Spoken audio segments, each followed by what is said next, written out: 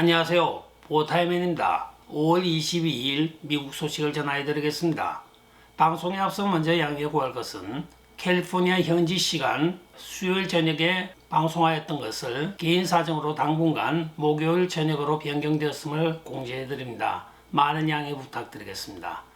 오늘 미국 의회에서는 크고 아름다운 법안이라는 별칭을 가진 Big Beautiful Bill을 통과시켰습니다. 이 법안이 통과되어 지금 상원으로 향하고 있습니다. 상원에서는 별다른 이견이 없는 안은 다수당을 차지하고는 공화당에서 가결시킬 것으로 보여지고 있으며, 이 법안의 주요 내용은 바로 미국의 수년간 노동자들이 갈구해왔던 법안이기도 합니다. 이 법안의 핵심은 세금을 삭감하는 데 그치지 않고 나라를 위하여 헌신하며 운영하는 사람들을 위한 법안이라고 하는 별칭까지 있습니다. 법안의 핵심을 간단 명료하게 말씀드리면, 열심히 일해서 돈을 더 많이 벌면 그 더 번 만큼 세금이 더 많아지는 것이 아니고 오히려 자기의 수익이 늘어나는 시스템으로 전환되는 것입니다. 2017년도에 잠정적으로 실시하였던 감세 정책을 연장하여 22%의 세금 인상으로부터 각 가정의 수입 계정을 보호하고 평균 가구당 약 1,700불의 세금 감면이 예상되고 있습니다. 두 자녀의 가정의 경우에는 4,000 내지 5,000불의 세금 감면 효과가 발생이 되며, 전반적으로는 근로자 1인당 약 2,3,000불의 임금이 증가할 것으로 보여지고 있습니다. 하루에 팁을 150불을 받고 있는 서비스직에 종사하는 저임금 근로자들 경우에는 세금 감면의 효과로 한 달에 약 4,000불 이상의 효과를 보게 되겠다고 하겠습니다. 스몰 비즈니스의 경우에도 199A라고 하는 소상공인 공제 조항을 영구 지속해 함으로써 100만 개의 일자리 창출과 7,500억 달러의 경제 성장이 예상되어지고 있습니다. 또한 하버드, 예일, 스탠포드 등의 미국의 국제 대학들이 실제적으로 웬만한 나라의 1년 예산보다 더 많은 버젯을 갖고 있으면서도 세금 감면을 받아왔던 것을 지금은 일정 이상의 기부금에 대해서는 세금을 추징할 것으로 보여지고 있습니다. 또한 세금 과세 대상으로 새로 떠오르는 것은 그간에 스포츠팀을 소유하는 많은 사람들이 스포츠팀을 소유했다는 명분하에 세금 감면을 받아왔으나, 앞으로는 이러한 억만장자들에게 세금이 징수될 것으로 보여지고 있습니다.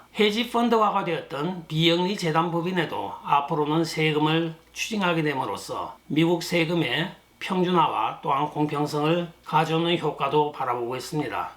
그리고 메디케이드와 스냅이라고 불리는 푸드스탬프 제도를 개혁함으로써 그간의 불체자들에게 지급되었던 많은 국비 유출이 멈춰지게 됨으로써 하나의 크고 아름다운 법안이 지금 신설이 되고 있는 것입니다. 물론 이 법안이 모든 것을 해결해 준다는 뜻은 아니지만 앞으로 올바른 길로 세금을 징수하는 데 큰 발을 내디딘 것으로 보여지고 있습니다. 다음 소식입니다. 도널드 트럼프 대통령이 백악관에서 남아공 대통령인 라마포사와 회견을 하는 가운데, 라마포사는 남아공에는 절대로 인종차별이 없었다고 자기가 강력하게 주장을 하자, 도널드 트럼프 대통령은 오val 오피스에서 그를 만나는 도중에 불을 줄이고 상영을 하라고 이야기를 하였습니다. 그러자 스태프들이 TV 화면을 켜자 거기에는 남아공에서 죽여라 죽여라, 보아스 농민들을 죽여라 하는 외침의 소리가 들려왔습니다. 남아공 대통령이 거짓말한 것을 도널드 트럼프 대통령이 현장에서 직접 그간의 다큐멘터리 또한 보고서 등을 통하여 그를 납작하게 만든 것입니다. 남아공 대통령 라마포사는 실제적으로 남아공 출신의 세계적인 골프 프레이드를 데리고 백악관을 방문한 것입니다. 도널드 트럼프 대통령이 골프를 좋아하니까 골프 외교를 펼치기 위하여 데려왔으나 결국은 백인 농민들을 살해하고 그들을 난민으로 만들었던 라마포사 대통령은 할 말을 잃게 되었습니다. 1990년 이후에 약 3,300명의 백인 농부들이 살해가 되고 그들의 농지가 회수된 사실도 도널드 트럼프 대통령이 지적하였던 것입니다. 그러나 남아공 대통령은 범죄 행위로 살해되는 사람들의 대다수가 백인뿐 아니라 흑인도 있다고 이야기를 하자, 도널드 트럼프 대통령은 백인 농부들이 살해되는 것이 문제라고 이야기하였습니다. 왜냐하면 농장주들의 대부분 살해된 사람들은 백인이 100%였기 때문입니다. 즉 인종 역차별이 성행하고 있는 남아공입니다.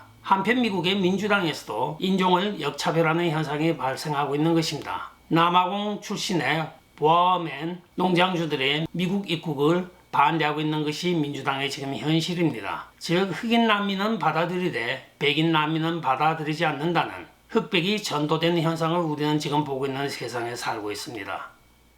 다음 소식입니다. 도널드 트럼프 대통령이 연방이 관리하고 있는 주택 모기지 대형 두 회사를 상장할 계획으로 지금 보여지고 있습니다. 2008년 리먼 브라더스 사건 때 대형 모기지 회사였던 프레디 맥과 페니 메이를 여러분들은 기억하실 겁니다. 그들이 전 세계적으로 주택담보대출 파장을 가져왔고 결국은 연방이 직접 그 두 회사를 인수하여 연방 관리하에 두게 되었던 것입니다.